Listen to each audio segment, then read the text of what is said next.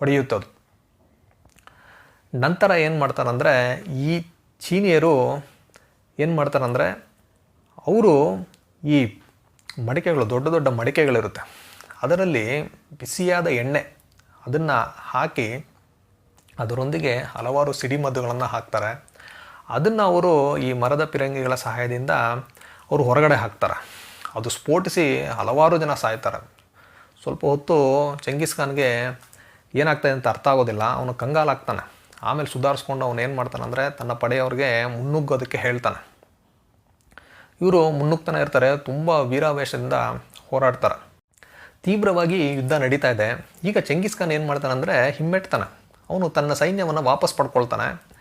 ಅವರು ಅಲ್ಲಿಂದ ಯುದ್ಧದಿಂದ ವಾಪಸ್ ಬಂದುಬಿಡ್ತಾರೆ. ಹಾಗೂ ದೂರದಲ್ಲಿ ಇದ್ದಂತಹ ಬಿಡಾರಗಳು ಅದನ್ನೆಲ್ಲ ಬಿಚ್ಕೊಂಡು ಅವರು ಹೊರಟೋಗ್ತಾರೆ. ಜರ್ಚಿನ್ಗಳಿಗೆ ಅರ್ಥ ಆಗೋದಿಲ್ಲ ಏನಾಗ್ತಾ ಇದೆ ಅಂತ. ಅವ್ರೇನು ಅಂದ್ಕೊಳ್ತಾರಂದರೆ ಈ ಮಂಗೋಲಿಯನ್ನರು ಆಯುಧಗಳೆಲ್ಲ ಇವರಿಗೆ ಕಡಿಮೆ ಆಗಿದೆ ಅನಿಸುತ್ತೆ, ಅದಕ್ಕೆ ಅವರು ವಾಪಸ್ ಹೊರಟೋಗಿದ್ದಾರೆ ಅಂತ ಅಂದ್ಕೊಳ್ತಾರೆ. ಯುದ್ಧ ನಿಂತಿದೆ ಅಂತ ಅವರು ಅಂದ್ಕೊಳ್ತಾರೆ. ಚೆಂಗಿಸ್ ಖಾನ್ ಏನು ಮಾಡ್ತಾನಂದರೆ ಅನಿರೀಕ್ಷಿತವಾದ ಒಂದು ದಾಳಿಯನ್ನು ಮಾಡ್ತಾನೆ. ಅಂದರೆ ಎಲ್ಲ ದಿಕ್ಕುಗಳಿಂದ ಬೇರೆ ಬೇರೆ ಗುಂಪುಗಳಾಗಿ ಸೈನಿಕರು ಬಂದು ಈ ಜರ್ಚಿನ್ಗಳ ಮೇಲೆ ದಾಳಿ ಮಾಡ್ತಾರೆ. ಇದರಿಂದ ಜರ್ಚಿನ್ಗಳು ತುಂಬ ಕಂಗಾಲಾಗ್ತಾರೆ. ಅವ್ರಿಗೆ ಏನಾಗ್ತಾಯಿದೆ ಅಂತಲೇ ಗೊತ್ತಾಗೋದಿಲ್ಲ. ಈಗ ದಾಳಿ ಮಾಡಿ ವಾಪಸ್ ಹೊರಟೋಗ್ತಾರೆ ಮಂಗೋಲಿಯನ್ನರು. ಮತ್ತೆ ಇನ್ನೊಂದು ದಿನ ಹೀಗೆ ದಾಳಿ ಮಾಡ್ತಾರೆ. ಮತ್ತು ಒಮ್ಮೆ ಏನು ಮಾಡ್ತಾರೆ ಅಂದರೆ ರಾತ್ರಿಯಲ್ಲಿ ಬಂದು ದಾಳಿ ಮಾಡ್ತಾರೆ. ಇದೆಲ್ಲದರಿಂದ ಮೊದಲೇ ಹಸಿವಿನಿಂದ ಹಲವಾರು ತೊಂದರೆ ಆಗಿದೆ. ಈ ಎಲ್ಲ ಅನಿರೀಕ್ಷಿತ ದಾಳಿಗಳಿಂದ ಈ ಚರ್ಚಿನ್ ಜನಾಂಗದವರು ತತ್ತರಿಸ್ತಾರೆ. ಮತ್ತೆ ಒಂದು ದಿನ ಏನು ಮಾಡ್ತಾನೆ ಅಂದರೆ ಚೆಂಗಿಸ್ ಖಾನ್ ತನ್ನ ಪಡೆಯವರನ್ನೆಲ್ಲ ಕರ್ಕೊಂಬರ್ತಾನೆ. ಮತ್ತೆ ಈ ಮರದ ಪಿರಂಗಿಗಳಿಂದ ಆ ಕೋಟೆಯ ಮೇಲೆ ಬಂಡೆ ಕಲ್ಲುಗಳನ್ನು ಹಾಕಿ ದಾಳಿ ಮಾಡ್ತಾರೆ.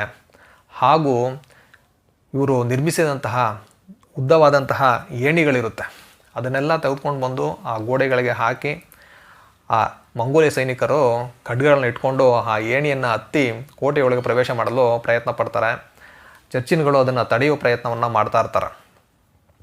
ಇನ್ನೊಂದು ಕಡೆ ಏನಾಗುತ್ತಂದರೆ ಈ ಕೋಟೆಯ ಬಾಗಿಲನ್ನು ಹೊಡೆದು ಹಾಕಬೇಕು ಅಂದ್ಬಿಟ್ಟು ಬೃಹದಾಕಾರವಾದ ಮರದ ದಿಣ್ಣೆಗಳು ಅದನ್ನು ಒಂದು ಮರದಿಂದ ಆದಂತಹ ಒಂದು ಗಾಡಿಯಲ್ಲಿ ತಳ್ಕೊಂಬರ್ತಾರೆ.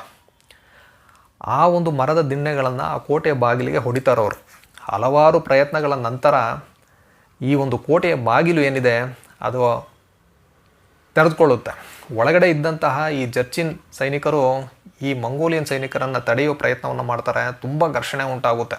ಇದನ್ನೆಲ್ಲ ಈ ಜರ್ಚಿನ್ ಜನಾಂಗದ ದಳಪತಿ ಅವನು ತುಂಬ ಕಾತುರದಿಂದ ನೋಡ್ತಾ ಇರ್ತಾನೆ ಏನಾಗ್ತಾ ಇದೆ ಅಂತ.